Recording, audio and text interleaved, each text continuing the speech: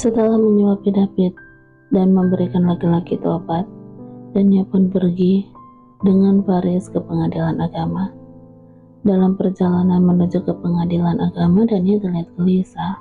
Entah mengapa pikirannya malah tertuju pada David. Sedangkan Faris dia asik mengemudikan mobilnya sambil sesekali melirik ke arah Dania. Lelaki itu menautkan alisnya saat melihat Dania yang terlihat gelisah. "Apa kamu masih belum siap untuk mengajukan gugatan cerai?" tanya Faris. Lelaki itu mengira kalau Dania gelisah karena merasa belum siap menggugat cerai suaminya. Dania melihat ke arah Faris heran, bagaimana bisa lelaki itu menanyakan pertanyaan itu padahal dia melihat sendiri kalau kemarin dia udah melihat dan mendengar sendiri tentang pembicaraannya dengan Marco. "Kenapa kamu bisa bertanya seperti itu? Apa aku terlihat begitu sedih?" tanya Dania. "Kamu memang tidak terlihat sedih, tapi kamu terlihat gelisah sedari tadi," ucap Faris. "Oh, aku gelisah karena sedang memikirkan David. Tadi badannya begitu panas," jawab Dania. Faris melihat ke arah wanita yang ada di sampingnya itu penuh seledek. Ada rasa tidak nyaman dalam hatinya saat mendengar kalau Dania gelisah karena memikirkan David. David itu kan udah besar, jadi dia pasti bisa menjaga dirinya sendiri. Lagian, di rumah kan ada Bisurti dan Om Indra. Mereka pasti bisa merawat David dengan baik, ucap Faris. "Ya, kamu benar," ucap Dania kemudian. Walau sebenarnya perkataan Faris sama sekali tidak meredakan rasa gelisahnya, tapi setidaknya itu menjadi sebuah peringatan kalau dia harus lebih fokus pada masalahnya. Sementara itu di lain tempat, Marco sedang berjalan tergesa memasuki rumahnya Alex, atau lebih tepatnya rumah bordil yang Alex kelola. Dengan wajah masam, Marco berteriak memanggil sahabatnya itu. "Alex!" Suara teriakan Marco membuat semua mata tertuju ke arah laki-laki itu. Tapi Marco sama sekali tidak peduli dengan semua itu. "Alex, keluar kamu!" Marco kembali berteriak. Tidak lama kemudian Alex pun datang dan menghampiri Marco yang terlihat begitu marah. "Ada apa? Kamu ini berteriak seperti di hutan aja. Harusnya kamu lebih sopan saat memasuki rumah orang," ucap Alex dengan nada kesal. Marco tersenyum sinis dan menatap Alex dengan tatapan tajam. Lelaki itu salah ingin menertawakan perkataan Alex. "Aku harus sopan katamu? Tapi kamu sendiri udah membuat aku kehilangan kesopananku kepadamu," ucap Marco dengan nada kesal.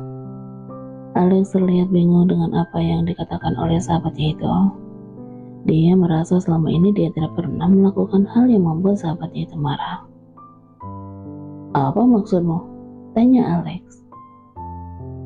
Marco terus menatap Alex dengan tatapan tidak suka. "Apa kamu lupa akan janjimu kepadaku? Kamu pernah berjanji tidak akan melepaskan Dania dari tempat ini sampai kapanpun. Tapi apa kenyataannya? Kamu malah menyerahkannya pada orang kaya. Sebenarnya kamu itu temanku atau musuhku sih?" ucap Marco. Alex terpaku sejenak. Dia kembali mengingat saat Marco datang dan menawarkan istrinya kepadanya.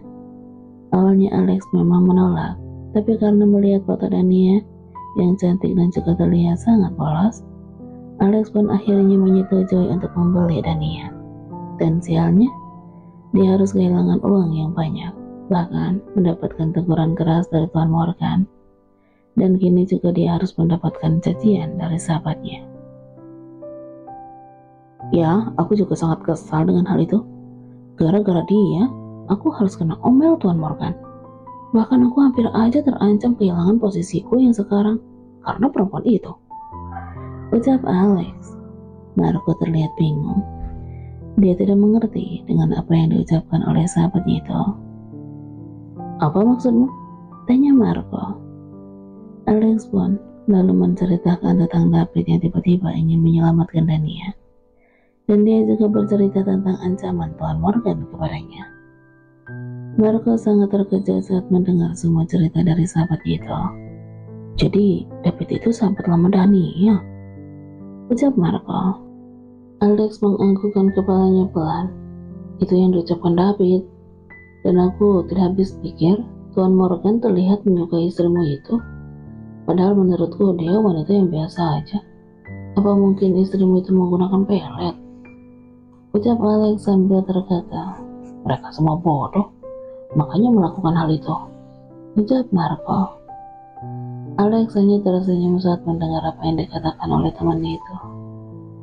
Lelaki itu lalu segera mengajak Marco duduk. Apa yang diperbuat wanita itu sehingga membuatmu kalang kabut seperti ini? Tanya Alex.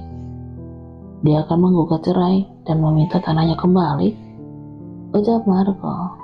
Alex terkejut. Dia sama sekali tidak mengerti soal tanah yang sedang dibicarakan oleh temannya itu. Apa kamu mengambil haknya? Tanya Alex. Ya, aku mengambil tanah warisan dari ayahnya. Agak lumayan lebar juga sih. Ucap Marco tanpa ada rasa bersalah sedikit pun yang dia rasakan dalam hatinya saat mengucapkan hal itu. Alex tertegun. Dia tidak menyangka kalau Marco bisa berbuat hal yang lebih kejam dari dirinya. Lelaki itu memang brengsek, tapi dia tidak pernah merebut hak orang lain. Apalagi itu adalah warisan. Kamu keterlaluan. Udah tidak memberinya hak sebagai istri, menjualnya. Bahkan kamu juga mengambil warisan yang harusnya menjadi miliknya. Ucap Alex. Tidak usah menceramahiku. Aku kesini tidak meminta pendapatmu, tapi aku ingin kamu membantuku untuk menyingkirkan perempuan itu. Ucap Marco. Alex menghela napas panjang. Sepertinya laki-laki yang ada di hadapannya itu udah kerasukan setan rakus. Padahal menurutnya Marco itu udah sangat kaya. Lalu kenapa dia bisa merampas hak istrinya? Seperti dia tidak bisa membeli tanah saja. Aku tidak menceramahimu, aku hanya mengingatkan. Kalau kata orang, tanah warisan itu tidak baik diperebutkan. Apalagi kalau itu bukan hak kita, bukan mendapat kemakmuran, tapi akan mendapat kesialan. Kalau kata makku, jangan sekali-kali memakan hak orang lain, karena itu akan mengurangi rezeki kita. Ucap Alex sambil terkata, sejak kapan kamu beralih jadi ustaz? Ucap Marco kesal. Aku tidak ceramah. Aku hanya menirukan kata emak aku. Lagian, kamu kan bukan orang miskin yang tidak bisa beli tanah. Ucap Alex. Tanah itu aku gunakan untuk mendirikan perusahaan baru dengan nama Loli. Lagian tempatnya juga sangat strategis. Sebenarnya dari dulu aku udah mengincarnya. Tapi orang tua Dania tidak mau menjualnya. Jadi ya aku terpaksa mendekati Dania dan harus menjadikannya istri untuk merebut tanah itu. Ucap Marco. Dan setelah kamu mendapatkan tanah itu, kamu menikah dengan Loli dan menjual istrimu itu padaku? Alex hampir tidak percaya kalau Marco sekejam itu. Kamu benar, hebat kan aku? Ucap Marco sambil tergagah. Kalau kamu hebat, kamu tidak akan panik dan meminta bantuanku. Ejek Alex. Sialan. Empat Marco. Aku kesini karena menagih janjimu yang tidak akan membiarkan dia keluar dari tempat ini. Tapi nyatanya apa? Baru beberapa hari dia udah keluar. Imbuh Marco. Baiklah, aku akan membantumu, tapi itu pun tidak dengan cuma-cuma. Ucap Alex sinis. Apa yang kamu inginkan? Tanya Marco sambil menyipitkan matanya ke arah Alex. Aku tidak akan mengatakannya sekarang, tapi yang jelas, itu tidak akan membuatmu keberatan. Ucap Alex. Baiklah, apapun itu, aku akan sanggupi. Asal kamu mau membantuku untuk melenyapkan wanita itu. Ucap Marco dengan penuh keyakinan. Alex tersenyum penuh arti. Baiklah, apakah kamu udah memiliki rencana untuk melenyapkan istrimu itu? Tanya Alex. Belum, aku sedikit kebingungan karena dia dilindungi oleh keluarga ternama. Ucap Marco. Marco dan Alex pun berdiskusi tentang apa yang harus mereka lakukan. Dan itu memakan waktu sekitar setengah jam. Dan setelah semua rencana tersusun dengan rapi, Marco pun segera pamit. Aku akan pulang. Aku akan tunggu kabar darimu, ucap Marco lalu segera beranjak meninggalkan rumah Alex. Sedangkan Alex memandang punggung Marco yang semakin jauh meninggalkannya. Aku tidak akan membantumu, tapi aku membantu diriku sendiri. Dasar manusia bodoh. Kamu tidak tahu dengan siapa kamu bermusuhan, dan kamu juga tidak tahu apa yang akan kamu hadapi ke depannya. Gumam Alex. Lelaki itu sebenarnya sudah mengetahui tentang jati diri Dania. Karena setelah wanita itu pergi dari rumah bordelnya, dia lalu terus saja mencari tahu tentang gadis itu. Dia sangat penasaran mengapa David dan Tuan Morgan begitu terlihat mengistimewakan Dania. Dan hasil dari penyelidikannya membuat laki-laki itu terkejut. Dan dia pun bertekad akan menghancurkan hidup Dania dan melenyapkan wanita itu. Kalau tidak, semua yang dia miliki saat ini akan segera menghilang dari dirinya. Tuan Indra mengusap kepala David penuh kasih. Memang lelaki itu selama ini lebih dekat dengan putranya. Dari kecil David lebih sering bersama ayahnya ketimbang dengan ibunya. Hal itu disebabkan karena ibunya terlalu sibuk dengan urusan sosialnya. Tapi Nyonya Indra tidak menyayangi David. Hanya saja wanita yang bernama lengkap Asmita Maharani itu memang sangat sibuk menjadi ketua di salah satu lembaga sosial. Dan kini setelah David besar, wanita itu memutuskan untuk tinggal di Malaysia untuk mengurus kedua orang tuanya. Aku tahu kamu sangat ingin tahu tentang apa yang ayah sembunyikan darimu. Tapi ini belum saatnya kamu tahu, nak. Kamu harus lebih bersabar, ucap Tuan Indra. Lelaki itu sebenarnya tidak ingin merahasiakan apapun dari putranya. Tapi dia juga terlanjur berjanji pada seseorang untuk merahasiakan tentang Dania sampai waktu yang tepat. Dia tidak mau mengambil resiko sekecil apapun jika kebenaran terungkap sebelum waktunya. Aku tahu kamu sangat mencintai Dania, tapi sekarang belum bisa, nak. Kamu harus bersabar sedikit lagi, ucap Tuan Indra lirih. Apa yang sedikit lagi ya? Tiba-tiba David membuka matanya dan menatap laki-laki yang ada di depannya itu penuh tanya.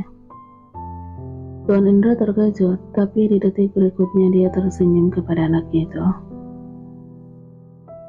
Sedikit lagi kamu sembuh, panasmu udah turun, jawab Tuan Indra berbohong. David menganggukkan kepalanya pelan.